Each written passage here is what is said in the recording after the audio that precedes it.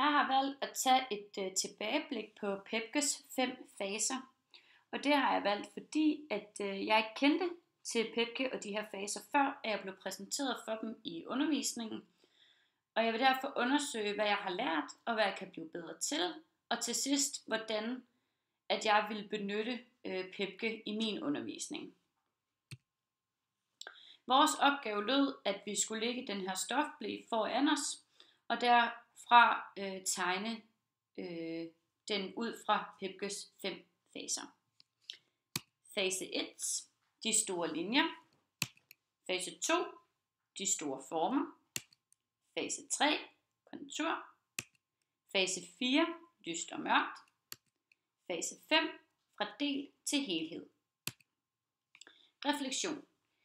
Jeg føler efter, at jeg har arbejdet med Pepke, at jeg har fået en større forståelse for, hvordan man bygger en tegning op, men også hvordan man kan skille den ad.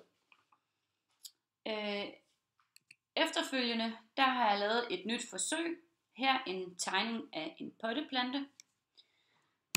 I begge mine forsøg, der kan man se, at jeg ikke rigtig har forstået fase 2. I begge tilfælde, der ligner det nærmest, at fase 2 lidt er blevet til en fase 1, bare hvor jeg har benyttet et andet tegneredskab, og hvad skal man sige, tegnet det grovere, men får altså ikke rigtig den her bevægelse ind i tegningen.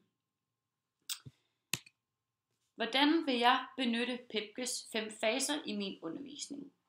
Jeg tror, det er vigtigt, at man præsenterer eleverne for en fase ad gangen, så de ligesom har mulighed for at arbejde sig frem stille og roligt fase for fase.